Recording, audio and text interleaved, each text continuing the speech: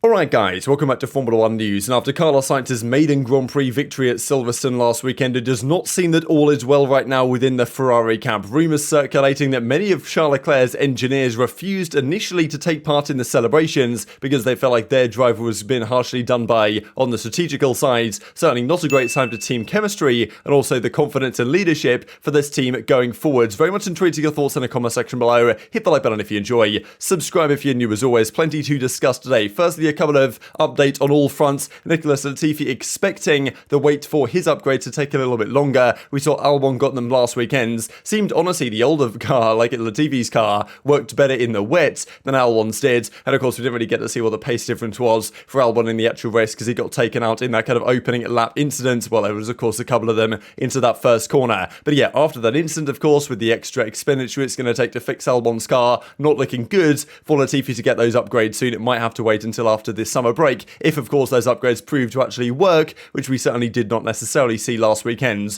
There's also a big bit of news about Red Bull. The present rumour has it that they will be partnering with Porsche from 2026 or so in order to make their engines. Now that was apparently going to get announced this week's Austria Grand Prix, but supposedly now that's not going to be the case anymore. They're going to wait a little bit longer, so just thought I'd give an update on that front. But of course, last weekend, Carlos Sainz wins a Grand Prix for the first time in his Formula 1 career. Of course, Ferrari take a victory. You'd have thought the Ferrari guys were very happy, of course, with the weekend on the whole.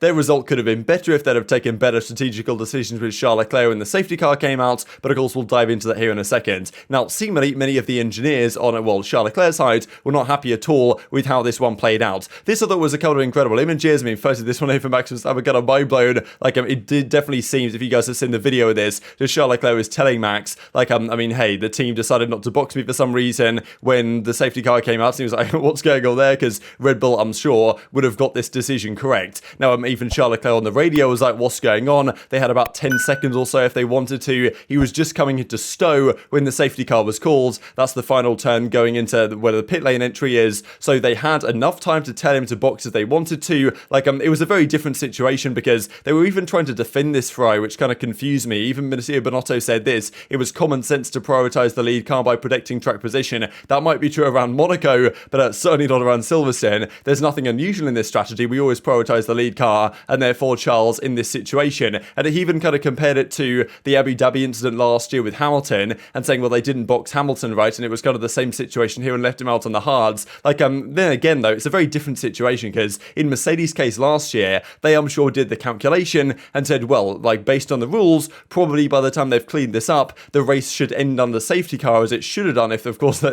rules were followed to the letter, with after the lap cars go through, then there's another lap at the end of that where, of course, the race will then resume, but at that point it would have been the end of the race. So Mercedes did the calculation in their head based on their understanding of the rules and said, yeah, probably keeping Hamilton out, staying number one, the race should finish under the safety car. Turns out, of course, that wasn't the case. But in this situation, Ferrari had a very obvious pitch, right? Because the race was always going to restart. There was always going to be 10 laps to go. No one behind them was ever going to try and stay out on the hards to protect track position. Like, pitting Charles Leclerc seemed obvious, especially because there was enough of a gap to Carlos Sainz behind them to, to try the double stack. Tate Kravitz actually had an interesting idea that maybe the reason why they didn't do that was because of what happened to them back in Monaco. They tried the double stack in the race itself, didn't work out, lost a lot of time. Maybe their kind of, internal investigation after that said we should try and avoid double stacking if we can, and of course that led to disadvantaging Charles Leclerc. But these were some very interesting images after the race. Of course, Carlos Sainz wins. You can see here, this is of course, the railing where the engineers come up to celebrate his victory. We can see two engineers here on the Ferrari side. There's actually more people from the Red Bull side for Perez coming seconds than there is on the Ferrari pit wall that have come up here to celebrate. But we can see like a number of engineers. Of course, we've got a Spanish flag. We've got two photographers that have got to be there anyway. We've even got a McLaren engineer right here, which I thought was kind of cool because of course Sainz has been with McLaren for quite some time before Ferrari, so thought that was nice as well. But look at the number here. Like, not as many as you might expect to see. This is another angle as well, where of course Carlos Sainz takes the victory, and very few relatively engineers celebrating on the kind of railing at the end of the race. This, just by way of comparison, is when Gasly won his first race. Of course, look, for Alpha Tauri, they were going to celebrate this like it was a world championship victory because and all the engineers are going to be here. But just by way of comparison, Carlos Sainz's first win, it looked a little bit like this, and then I've got Gasly's first win looking like this with all the engineers in place. It definitely seemed like something was a little bit off here, right? Sainz wins, and like the celebrations aren't so great, almost like a Mercedes Bottas situation when he wins and the team don't necessarily clap as hard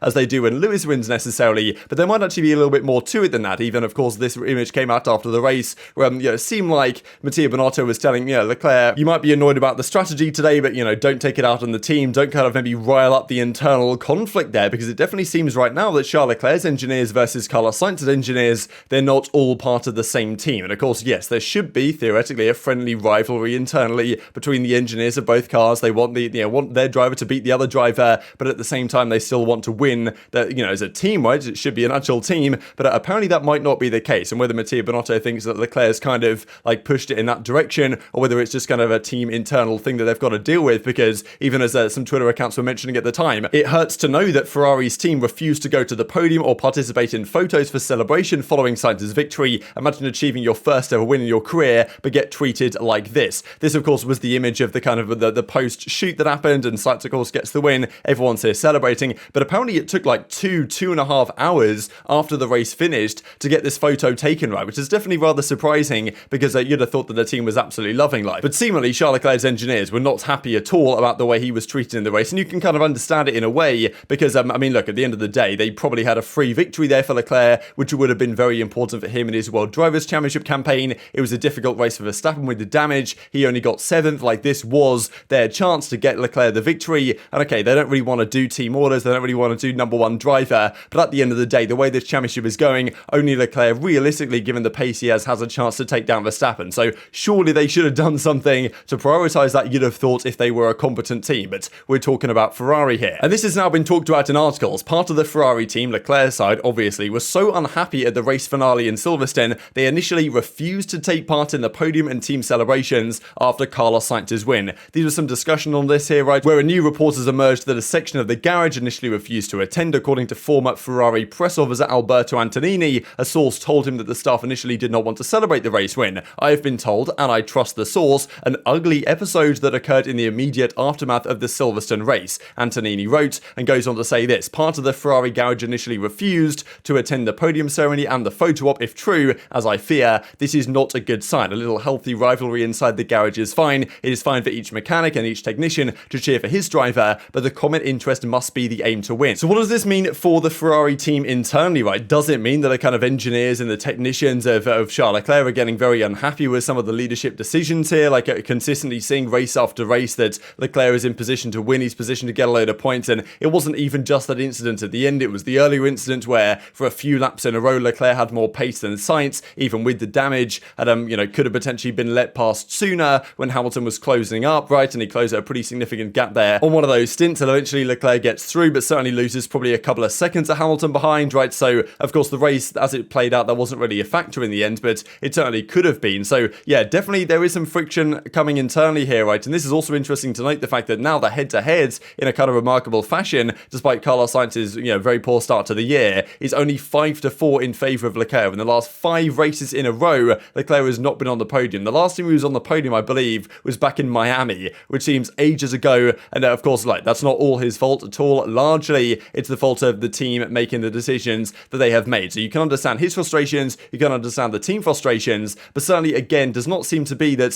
Ferrari is the most functional organisation compared to some other teams out there, if kind of internally things are getting very messy indeed. So yeah, that's the thing. I suppose at the end of the day, they've got the number one focus, what the teams care about is the Constructors' Championship, but for prestige, it's all about the Drivers' Championship, right? So you would think that if they realistically want to actually take down Verstappen and Red Bull, they've got to think about taking this more seriously and some of the decisions they make, right? So tough to say exactly why they made the decisions they did at Silverstone and even previous races as well, but yeah, some of the Ferrari engineers are not happy about it at all, and I'm not exactly sure what this means going forwards either, but it's kind of sad for Sainz in a way that he wins his first race, and then internally there's all this conflict about, okay, well, Leclerc should have won, but that's not really how a team should be internally. So definitely doesn't paint the greatest picture of what could be to come if these kind of stories continue. Now, Leclerc and Binotto were kind of spotted in Monaco last night, so maybe they kind of made amends or whatever, but Leclerc's frustration must only be growing week on week. Every week he comes out of the race and said, I tried my best, but things didn't really work out, etc, etc. I'm going to come stronger next time around, right? But it's about time next weekend he gets back on a podium at the very least, and of course beyond is a massive question as well, because I'm sure Max Verstappen, based on what we've kind of seen earlier, some of these images, think it was this one, is looking at Charles Leclerc and thinking, I'm happy I didn't side with Ferrari, right? I'm happy I'm not a Ferrari driver. And Leclerc, in the back of his mind, is probably starting to think, damn, this organisation, this team is